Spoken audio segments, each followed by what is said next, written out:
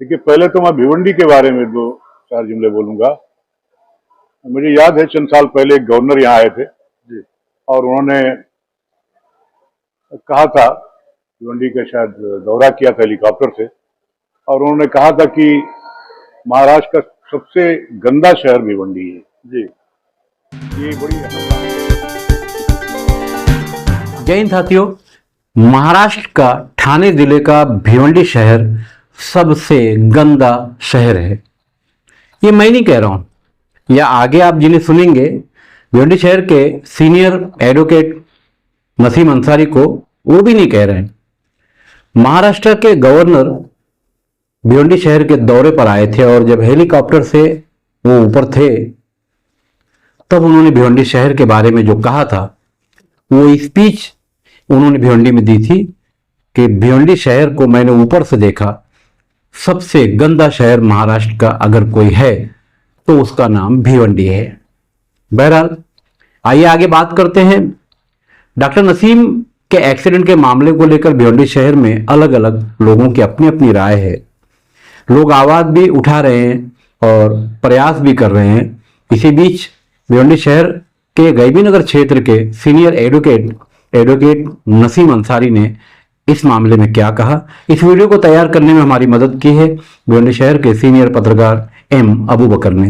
आइए सुनते हैं। आपकी क्या राय? शुक्रिया गुगर भाई, आपने कुछ भिवंडी शहर के बारे में बोलने का मौका दिया। देखिए, पहले तो मैं भिवंडी के बारे में दो चार जुमले बोलूंगा।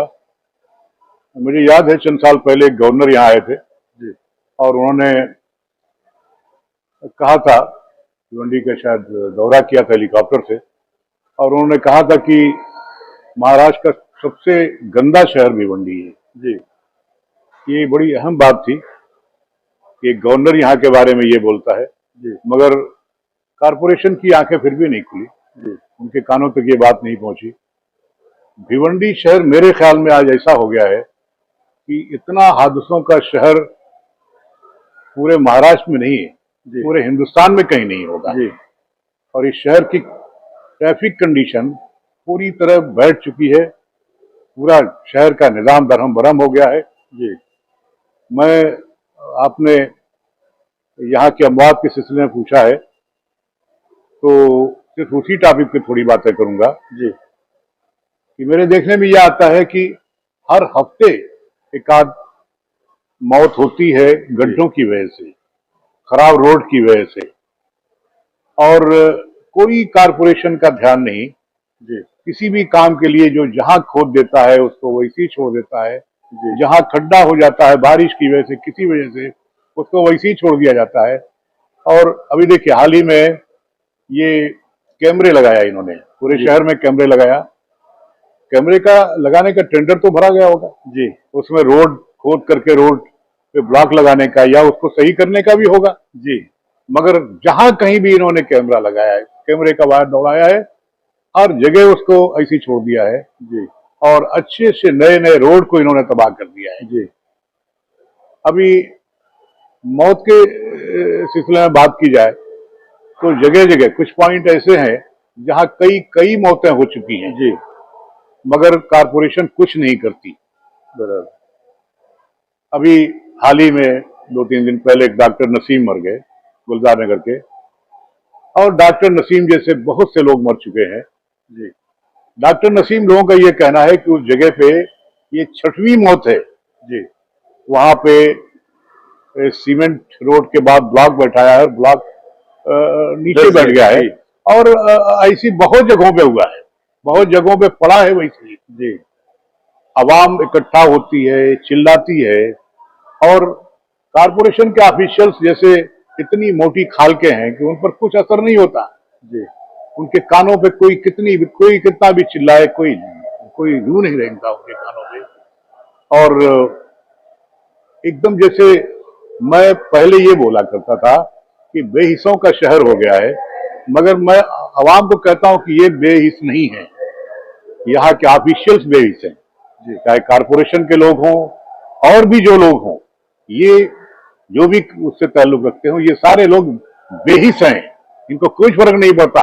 अवाम मजबूर है, चिल्लाती है।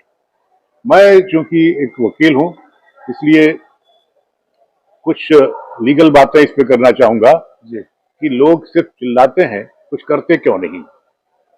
मैं मशवरा दूंगा जी कि ये जो मौतें हो रही हैं उसमें कानून ने बहुत सारे रास्ते बताए हैं। जी पहला ये कि आप डैमेजेस सूट फाइल कर सकते हैं, दावा फाइल कर सकते हैं। जी दूसरा ये कि आप रीट फाइल कर सकते हैं under article 226 constitution of India में।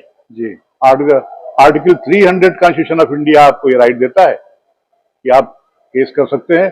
226 में आप रीट फाइल कर सकते हैं और डैमेजेस की मांग कर सकते हैं। बराबर। और इसके अलावा और भी बहुत सारे कानून हैं जिसमें आप डैमेजेस की मांग कर सकते हैं। वकील साहब, ये किसके खिलाफ ये डैमेजेस का?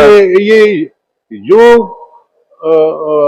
गलत करते हैं उनके खिलाफ। अगर खड्डा हो गया है जी तो ये कारपोरेशन की जिम्मेदारी है उसको सही करना। जी कारपोरेशन के खिलाफ कर सकते हैं जी डैमेजेस के सूट, कारपोरेशन के खिलाफ दावा फाइल कर सकते हैं, रीट फाइल कर सकते हैं। कभी एक्सीडेंट होता है और क्लेम फाइल होता है। अभी कारपोरेशन कंज्यूमर प्रोटेक्शन एक्ट में भी आती है, उसके दायरे में भी आती है। कंज्यूमर प्रोटेक्शन में आप जाएंगे या कोई भी डैमेजेस वगैरह का फाइल करेंगे, रीट हो, सूट हो, इसमें आपकी कोर्ट फी का मामला कहीं नहीं है, इसलिए खर्चे नहीं जाते। जी आपको वकील का डर लगता होगा कि वकील पैसे बहुत लेगा, जी तो उसका भी रास्ता गवर्नमेंट ने बनाया है। जी और अगर भाई आप मुझसे पूछ रहे हैं, आप जी। इस मामले में हाई कोर्ट गए थे जी और वहां आपको एक सेल मिला था जो फ्री में काम करता है। जी गवर्नमेंट ने बना के रखा है, अगर आपके पास पैसा नहीं है लड़ने का तो उनकी एक सेल बनाई गई है, वकील वो फराहम करेगी और आपका केस देखेगी। मगर तमाम मामलों में क्या भिवंडी कोर्ट से रुजू हो सकते हैं? बिल्कुल बिल्कुल। और वो तमाम सहूलतें यहाँ भी मिलेगी? बिल्कुल बिल्कुल, यहाँ भी मिलेगी। यहाँ पे डिस्ट्रिक्ट जज है, उसके सामने दावा फाइल हो सकता है जी हाई कोर्ट में रीट फाइल हो सकती है और ये सारे क्लेम आप फाइल कर सकते हैं। जी मगर कुछ कोई करे तो आप आगे बढ़िए, सारे रास्ते हैं। और कैलकुलेट कैसे करेंगे? जैसे अभी डॉक्टर नसीम 47 साल उम्र का आदमी मर गया, डॉक्टर था। इसको आप डैमेजेस जो मांगेंगे वो कितना मांगेंगे, इसको कैलकुलेट कीजिए। जैसे एक्सीडेंट क्लेम में करते हैं, वो उम्र कितनी? 47। वो कम से कम 25 साल और प्रैक्टिस कर सकते थे। अगर 12 लाख रुपया साल का उनकी इनकम पकड़ी जाए साल की, जी तो उनकी 65 साल की उम्र तक आप कैलकुलेट करेंगे तो कम से कम 3 करोड़ कुछ रुपया बनता है। जी तो कितना रुपया जिस तरह का आदमी मरता है उसके हिसाब से कैलकुलेट करके उतना डैमेजेस की मांग कीजिए, जी उतने पैसे की मांग कीजिए। करोड़, 2 करोड़, 3 करोड़ की मांग कीजिए। कोर्ट सुनने के लिए बैठी है, कोर्ट कुछ इस पे फैसला देगी। शहर में रोज एक मौत होती है जी और सिर्फ हम चिल्ला के रह जाते हैं। क्यों खामोश बैठे हैं?